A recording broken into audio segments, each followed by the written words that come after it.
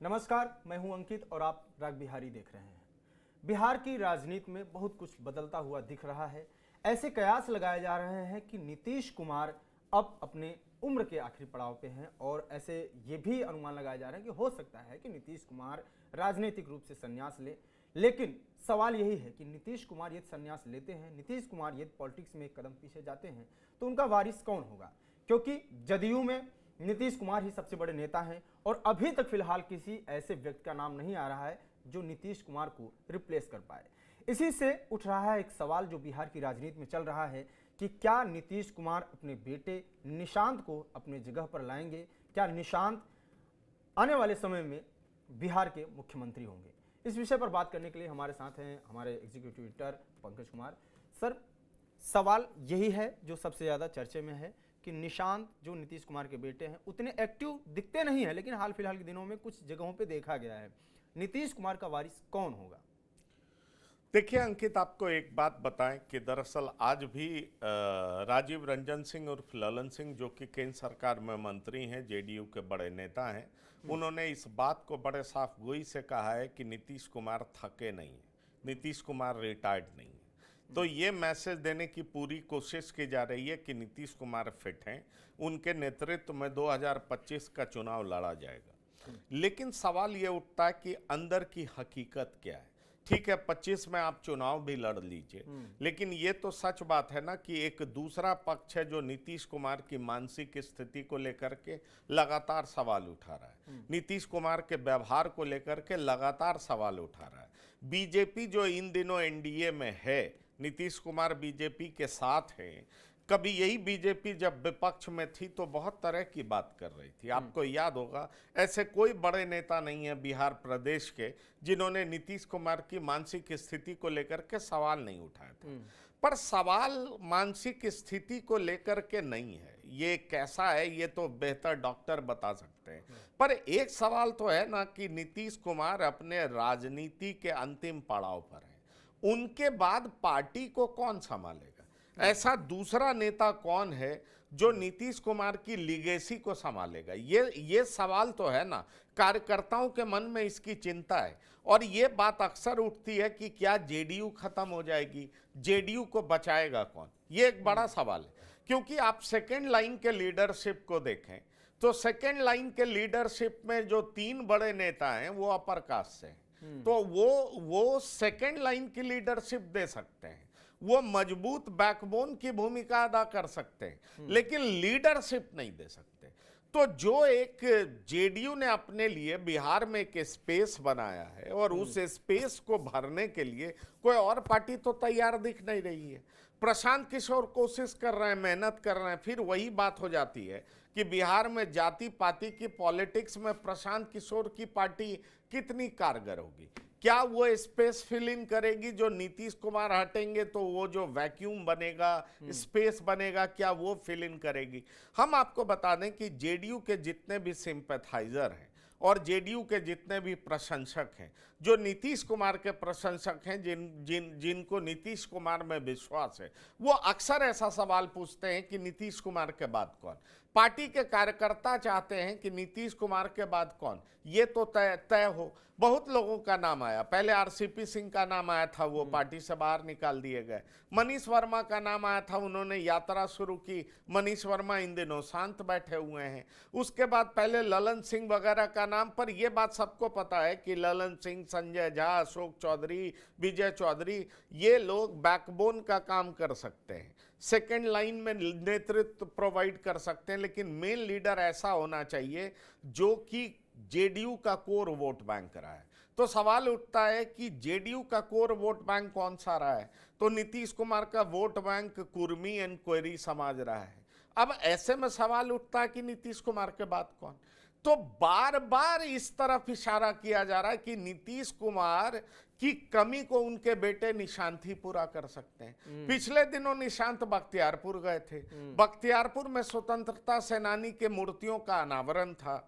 वहां पर जब निशांत से बात की गई तो उन्होंने कहा कि मेरे पिताजी ने अच्छा काम किया है, उनकी सरकार अच्छी रही है, आप लोग उनको वोट करिए। तो निश्चित तौर पर अपने पिताजी के काम को समझने की परख साथ ही साथ जिस तरीके से उन्होंने मीडिया से बात की, और उसके बाद यह चर्चा बहुत तेज हो गई कि क्या निशांत पॉलिटिक्स में आ रहे हैं। अगर आप जेडीयू के कार्यकर्ताओं की बात करेंगे तो जेडीयू के कार्यकर्ता ये चाहते हैं कि निशांत पॉलिटिक्स में आए, निशांत पिता की विरासत को संभालें। जो लोग जेडीयू को बचाने के लिए प्रयासरत हैं, जो लोग ये चाहते हैं कि जेडीयू का वजूद मिटे नहीं, जेडीयू जिस तरीके से बिहार के सत्ता पर लगातार पकड़ मजबूत रखे हुए है, वो जेडीयू बनी रहे और जेडीयू को बनाए रखने के लिए निशांत की जरूरत है। एक बार श्रवण कुमार, जो कि नीतीश कुमार के सिपहसालार हैं, काफी विश्वस्त हैं, मंत्री हैं, उसी एरिया से आते हैं, उनसे पूछा गया तो उन्होंने कहा कि युवा हैं, राजनीति को समझते हैं, पिता द्वारा किए गए कार्यों को समझते हैं, तो इसलिए अच्छा होगा कि वो पार्टी में आए। और जब भी कोई युवा पार्टी में आता है तो पार्टी मजबूत होती है। इस तरह की बात कहीं पर लबो-लुआब ये माना जाता है कि जेडीयू में एक धड़ा है जो चाहता है कि नीतीश कुमार के बेटे आए। पर सवाल ये उठता है कि नीतीश कुमार जो कि परिवारवाद के खिलाफ हमेशा बोलते रहे हैं, नीतीश कुमार जो कि लालू प्रसाद के खिलाफ बोलते रहे हैं, उनके परिवारवाद पर आक्रमण करते रहे हैं, कांग्रेस पर आक्रमण करते रहे हैं, कभी भी अपने परिवार के लोगों को पॉलिटिक्स में उन्होंने सक्रिय नहीं होने दिया। नीतीश कुमार की ये यूएसपी मानी जाती है। ऐसे में नीतीश कुमार ऐसा करेंगे क्या?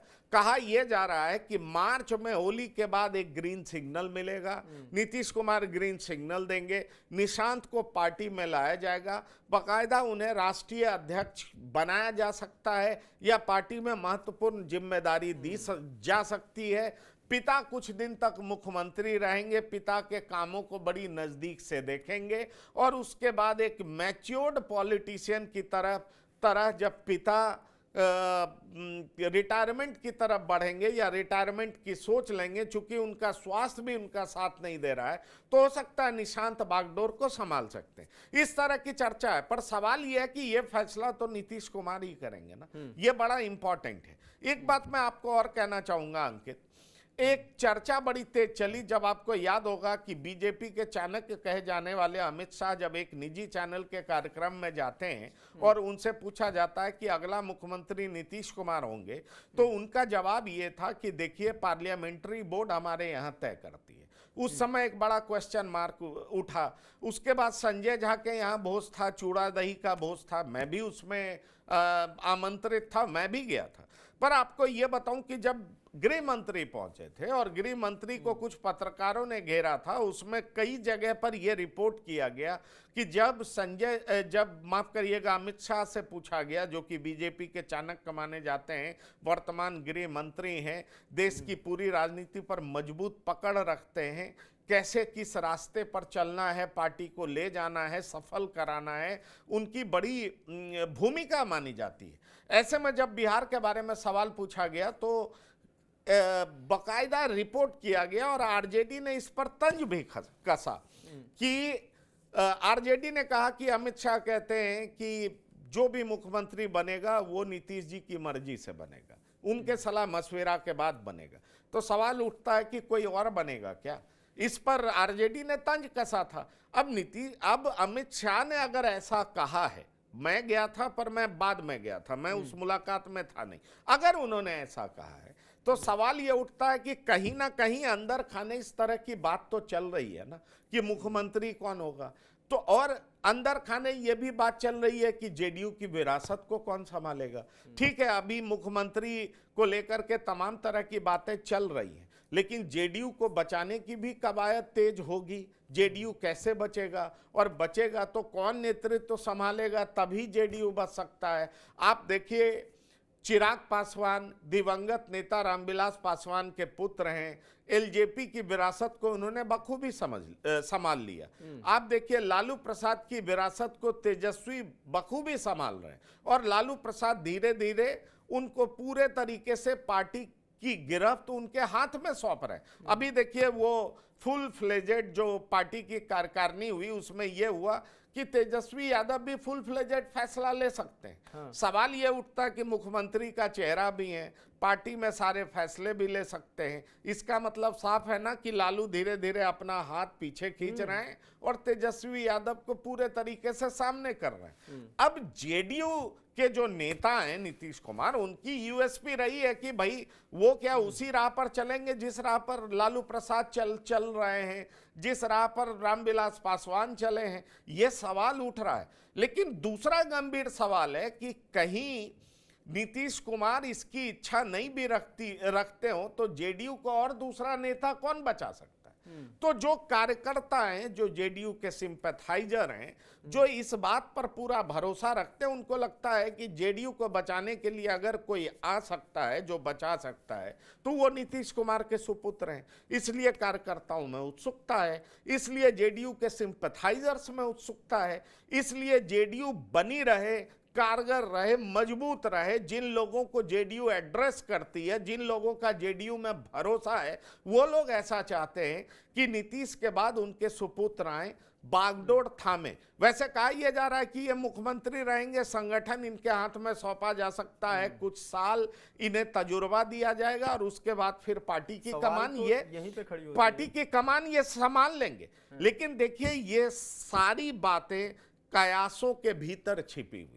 कुछ नेता चाहते हैं, कार्यकर्ता चाहते हैं, पर नीतीश कुमार ने औपचारिक तौर पर तो कहा नहीं है, पार्टी के तरफ से औपचारिक तौर पर बयान आया नहीं है। श्रवण कुमार ने जरूर कहा कि अच्छा होगा अगर आएंगे तो, और अगर युवा आते हैं तो पार्टी मजबूत होती है।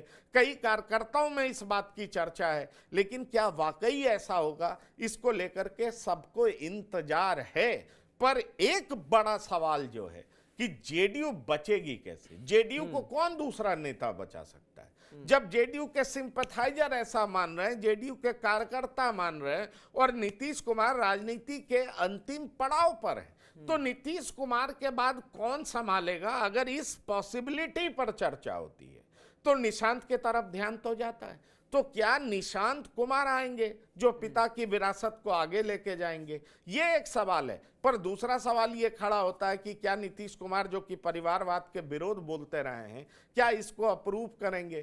तो अरे भाई, पॉलिटिक्स में बहुत तरह की बात की जाती है, लेकिन उसके बाद जब ऐसा एक समय आता है कि जब ये कहा जाएगा कि पार्टी के कार्यकर्ता चाहते थे, पार्टी के वजूद को बचाना इंपॉर्टेंट था, पार्टी को बचाना इंपॉर्टेंट था, और इसलिए निशांत की जरूरत है, तो पॉलिटिक्स में कोई चीज इम्पॉसिबल तो होता नहीं है। इसलिए मुझे ऐसा लगता है कि इसकी संभावना बहुत है, और वो दिन दूर नहीं जब निशांत एक्टिव रोल में दिखाई पड़ सकते हैं। निशांत एक्टिव रोल में तो जा सकते हैं, इसकी संभावना हो सकती है, लेकिन जाने के लिए जो आवश्यकताएं हैं, निशांत को कभी पॉलिटिक्स में लाया नहीं गया, पॉलिटिक्स से एकदम दूर रहे, छोटा सा चुनाव भी कभी नहीं लड़े निशांत, संगठन में नहीं रहे निशांत, उन्होंने खुद से अपनी इच्छा से नहीं जाहिर किया कि पॉलिटिक्स में वो आएंगे। ऐसे में उस वक्त जब नीतीश कुमार को सख्त जरूरत है एक किसी अपने उत्तराधिकारी की, कभी भी नीतीश कुमार तबीयत को लेके कुछ भी हो सकता है, ऐसे में अचानक से निशांत कैसे संभाल सकते हैं बाकी चीजों को? देखिए, आपको एक बात बता दें, पिता मुख्यमंत्री की कुर्सी पर रहेंगे, बेटा जो है संगठन देख रहे होंगे, और उनकी मदद करने के लिए मैंने बताया ना आपको कि सेकेंड लाइन में बड़े सारे परिपक्व लीडर हैं ना, जो उनकी मदद के लिए खड़े रहेंगे। और ऐसे कुछ दिन में निशांत अपनी टीम बना लेंगे जो उनकी मदद कर रहे होंगे, और कुछ समय में निशांत को अनुभव हो जाएगा। वैसे भले ही एक्टिव पॉलिटिक्स में नहीं दिखते हैं, लेकिन पिता के साथ तो रहते हैं ना, बहुत सारी चीजों का उनको मालूम होगा ना। तो सवाल यह है कि जब बहुत सारे लोग उनके साथ खड़े होंगे, पूरी पार्टी खड़ी होगी, समर्थन देने के लिए खड़ी होगी, संगठन खड़ा होगा, पार्टी के दूसरे नेता खड़े होंगे, पार्टी से डिमांड होने लगेगा, तो पहले उनको संगठन में लाकर के कुछ दिनों का अनुभव दिया जाएगा, और उस अनुभव के बाद वो निश्चित तौर पर गद्दी संभाल सकते हैं। खुद पिता जब कमजोर पड़ने लगेंगे, लगेगा उनकी स्थिति ऐसी नहीं है कि सीएम की कुर्सी पर बैठें, तब निशांत दिखाई पड़ सकते हैं। इसकी संभावना बहुत है, क्योंकि देखिए, निशांत जेडीयू में कोई संगठन में काम करने तो आएंगे नहीं, कुछ दिन का तजुर्बा लेंगे, और फाइनली उनकी पार्टी की मंशा वही होगी कि नीतीश के बाद निशांत सीएम बने, और इसलिए निशांत की चर्चा इन दिनों बहुत जोरों पर हो रही है। कहा जा रहा है कि कुछ लोग उनको ट्रेंड भी कर रहे हैं, बता भी रहे हैं पॉलिटिक्स के बारे में। कुछ लोगों की मंशा भी है जो कि जेडीयू के घनघोर सिंपैथाइजर हैं, जिनको लगता है कि नीतीश के बाद जेडीयू खत्म हो जाएगी, तो जेडीयू को बचाने के लिए अब निशांत को लाना ही एकमात्र विकल्प बच गया है। इसलिए निशांत कुमार की चर्चा बहुत होती है। जाहिर सी बात है, नीतीश का अगर खुद का कोई नीतीश कुमार का उत्तराधिकारी आएगा तो पार्टी में फूट होने से भी बचेगी पार्टी, क्योंकि तमाम ऐसे नेता हैं जिनकी महत्वाकांक्षा है कि वो भी सीएम की कुर्सी पर बैठे। ऐसे में कोई एक अगर ऐसा व्यक्ति जो नीतीश कुमार के घर का है वो संभाल सकता है। एक अगला सवाल है जो बिहार में मंत्रिमंडल का विस्तार पे चर्चा चल रही है, कब हो सकता है मंत्रिमंडल का विस्तार और कौन है ऐसे जिनको अपने मंत्रिपरिषद में फिर से शामिल कर सकते हैं नीतीश कुमार? देखिए, बहुत लोगों के नाम की चर्चा थी और आपको सबसे पहले बता दें कि दिलीप जायसवाल को लेकर के ही कहा जा रहा था कि दिलीप जायसवाल 2 पद पर नहीं रह सकते, इसलिए उनको मिनिस्ट्री छोड़ना पड़ेगा और अध्यक्ष पद वो संभालेंगे। लेकिन अगर वाकई मिनिस्ट्री का एक्सपेंशन होना होता तो खड़मास के बाद ही हो गया होता। आप देखिए, ये 27 तारीख और लगभग जनवरी खत्म होने जा रहा है। जो मेरे पास जानकारी है उसके मुताबिक अभी फिलहाल मंत्रिमंडल विस्तार करने की कोई संभावना नहीं। जो मैं अपने दर्शकों को बताना चाहूंगा कि अभी फिलहाल मंत्रिमंडल के विस्तार की कोई संभावना नहीं है। ऐसे में सवाल ये उठता है कि आगे क्या होगा, ये एक बड़ी बात है। तो देखिए, हो सकता है चुनाव से पहले कुछ जाति को अपने पक्ष में लाने के लिए कुछ एक्सप्लोर किया जाए, कुछ लोगों को मंत्री बनाया जाए, बीच में कुछ इस तरह के मिजाज बने। लेकिन हमारे सूत्र ये बताते हैं कि अभी एक्सपेंशन की गुंजाइश नहीं है, क्योंकि ऐसा होना होता तो 14-15 तारीख को खड़मास खत्म हुआ, उसके बाद से सुगबुगाहट तेज हो जाती, पर वो सुगबुगाहट तेज है नहीं। नीतीश कुमार अपनी यात्रा जारी किए हुए हैं, आज चूंकि वो बीमार पड़ गए हैं, कल से ही उनकी बीमारी की खबर है, तो उन्होंने कुछ दिनों के लिए इसको रोका है, पोस्टपोन किया है। लेकिन फिर नीतीश कुमार पूरा बिहार का दौरा कर रहे हैं, अलग अलग जिले में जाकर के सौगात दे रहे हैं, तरह तरह की बातें कर रहे हैं। कहीं कॉलेज खोलने की बात कर रहे हैं, कहीं सड़क देने की बात कर रहे हैं, कहीं नौकरी देने की बात कर रहे हैं, कहीं अलग अलग जिले में बहुत तरह की सुविधाएं देने की बात कर रहे हैं। तो नीतीश कुमार अपने वोट बैंक को मजबूत करने का प्रयास कर रहे हैं। एनडीए की मीटिंग शुरू हो चुकी है, अलग अलग जिले में मीटिंग हो रही है। एनडीए कैसे एक साथ मिलकर के चुनाव लड़ेगा, इसकी चर्चा हो रही है। चर्चा यहां तक हो रही है कि सीटों का बंटवारा भी लगभग तय हो चुका है जेडीयू और बीजेपी के बीच में। तो यह भी कहा जा रहा है कि जिस तरह का बंटवारा हुआ है, हिंदुस्तानी आवाम मोर्चा को तगड़ा झटका लगेगा। लेकिन इस बीच कल जब आपने सुना कि जीतन राम मांझी ने नीतीश कुमार के लिए भारत रत्न की मांग कर दी, तो बहुत तरह की बातें उठ रही है। पर एक बात बहुत साफ दिखाई पड़ रही है कि एनडीए एकजुट है। एनडीए का नेतृत्व तो नीतीश कुमार के पास रहेगा, लेकिन सीएम का चेहरा कौन रहेगा इसको लेकर के संशय जरूर है। पर नीतीश कुमार सीएम किस हालत में बन सकते हैं, इस पर हम अगला शो करने जा रहे हैं कि दरअसल नीतीश के मन में है क्या। एक छोटा सा सवाल मैं और ले लेता हूं। अनंत सिंह का मोकामा में जो कांड हुआ था, गोलीबारी चली, उसके बाद परसों एक बयान आया अशोक चौधरी का, नीतीश कुमार के वरिष्ठ नेता हैं, उनके जदयू के नेता हैं और काफ़ी ज़्यादा उनका प्रभाव है उस क्षेत्र में। अशोक चौधरी अपने पूरे 2 मिनट के बयान में कम से कम 4-5 बार बोले कि अनंत सिंह ने कानून का पालन किया।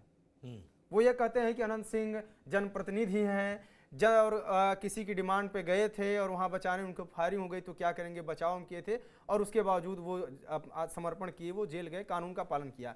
क्या सच में जो तेजस्वी यादव कह रहे हैं कि इनका इस पार्टी का झुकाव अनंत सिंह के प्रति है, ज़्यादा है, और ये बयान में भी साफ दिख रहा है, इसकी सच्चाई कितनी है? देखिए, एक बात जान लीजिए कि अशोक चौधरी और अनंत सिंह के रिश्ते बहुत अच्छे हैं, ये बात मैं आपको बता दूं। दूसरी बात मैं आपको बता दूं कि अशोक चौधरी का गृह क्षेत्र जो है वो बरबीघा है, और बरबीघा और बाढ़ में मतलब जहां से अनंत सिंह आते हैं उसमें कोई बहुत डिस्टेंस नहीं है। और प्रभाव क्षेत्र अशोक चौधरी के गृह जिले में अनंत सिंह का भी प्रभाव है। कहा यह जाता है कि अशोक चौधरी अपने दामाद को वहां से चुनाव लड़ाना चाहते हैं। वो लड़ा पाएंगे नहीं लड़ा पाएंगे ये एक अलग बात है, लेकिन अशोक चौधरी ऐसी इच्छा रखते हैं। अपनी बेटी को तो एमपी बना दिए एलजेपीआर से, क्या अपने दामाद को विधायक बनाएंगे? ये बात बहुत पहले से चल रही है। ऐसे में सवाल उठता है कि अनंत सिंह के पक्ष में बोलना निश्चित तौर पर आप कह सकते हैं कि यह बताता है कि अशोक चौधरी किस तरीके से अनंत सिंह के साथ है। देखिए, एक बात का ध्यान आपको अपने उसमें रखना पड़ेगा कि अशोक चौधरी, जब नीतीश कुमार के विश्वास प्रस्ताव की बात हो रही थी और बरबीघा से जो विधायक हैं सुदर्शन सिंह, वो विश्वास प्रस्ताव में नीतीश कुमार के साथ आ नहीं रहे थे। वो जान लीजिए वो नाराज थे, और नाराज किस लिए थे? तो अशोक चौधरी के रवैये से नाराज थे, क्योंकि सुदर्शन सिंह बरबीघा से विधायक हैं। अशोक चौधरी बरबीघा जाते हैं तो सुदर्शन सिंह बुलाते नहीं है, ऐसा सुदर्शन सिंह ने आरोप लगाया है। और कहा जाता है कि अशोक चौधरी अपने दामाद को चुनाव लड़ाना चाहते हैं। अब ऐसे में सवाल उठता है कि उस दरमियान कैसे सुदर्शन सिंह आए? तो तब आए जब ये लगने लगा कि नीतीश कुमार को विश्वास प्रस्ताव लगभग मिल चुका है। दूसरी बड़ी बात यह कही जा रही है कि जब अशोक चौधरी की यह कोशिश थी, जब नीतीश कुमार को विश्वास मत हासिल करना था, तो अनंत सिंह की पत्नी भी विश्वास प्रस्ताव के पक्ष में वोट करें। आपको याद होगा वो आरजेडी के विधायक हैं और उन्होंने नीतीश कुमार के पक्ष में वोट किया। तो नीतीश कुमार के पक्ष में वोट किया तो उस समय क्राइसिस मैनेजर की भूमिका में जेडीयू के तरफ से अशोक चौधरी थे। इस बात को आप ध्यान में रखिए। तो अशोक चौधरी की भूमिका यहां भी इंपॉर्टेंट है। इसलिए आप कुल मिलाकर के पॉलिटिक्स में देखिएगा तो किस तरीके से एक दूसरे की जरूरत पड़ती है, और जिस तरीके से यह मैनेज किया गया कि अनंत सिंह जेल भी चले जाएं और ये भी मैसेज चला जाए कि सरकार अपना काम करती है, कानून अपना काम करता है। और देखिए दोनों की गिरफ्तारी होती है, ये कोर्ट में सरेंडर करते हैं, सोनू मोनू थाने में सरेंडर करता है और दोनों को जेल भेज दिया जाता है। और आरजेडी अटैक करती है, जेडीयू कहती है कि हमारे शासन में कोई कानून से ऊपर नहीं है। ये एक तरीके का मैनेजमेंट था, लेकिन दबदबा अनंत सिंह का कायम है, ये तो साफ पता चलता है, ये साफ दिखाई पड़ता है। तो इसलिए मैंने आपसे कहा कि जिस तरीके से अशोक चौधरी के कहने पर अनंत सिंह की पत्नी ने वोट किया था, वैसे बीजेपी के उप मुख्यमंत्री विजय सिन्हा का भी नाम इसमें आता है कि उन्होंने भी जबरदस्त मैनेजमेंट दिखाया था। लेकिन सवाल उठता है कि अनंत सिंह की भूमिका है और अनंत सिंह के समर्थन में इसीलिए अशोक चौधरी दिखाई पड़े। बिल्कुल, तो अशोक चौधरी अनंत सिंह के समर्थन में बोले, उसके पीछे एक वजह यह भी इन्होंने बताया कि जो उनके दामाद हैं सायन कुणाल, उनको शायद टिकट देने की भी चर्चा चल रही थी, और ये चीज़ें पॉलिटिकली जो चीज़ें हैं वो चलती रहती हैं। फिलहाल बिहार की पॉलिटिक्स में जो सबसे ज़्यादा चर्चे में है वो ये है कि एक इंटरव्यू के दौरान जदयू के किसी नेता ने कहा कि नीतीश के जो बेटे हैं निशांत हैं, वो हो सकता है कि पार्टी और पॉलिटिक्स में आए। यदि पार्टी और पॉलिटिक्स में आते हैं तो जाहिर सी बात है कि मुख्यमंत्री पद के लिए और नीतीश के उत्तराधिकारी के लिए वो एक बड़ा नाम हो सकता है। क्या होगा ये देखना होगा। इस विषय पर आपकी क्या राय, कमेंट बॉक्स में जरूर बताइएगा। बाकी जुड़े रहिए राग बिहारी के साथ। नमस्कार।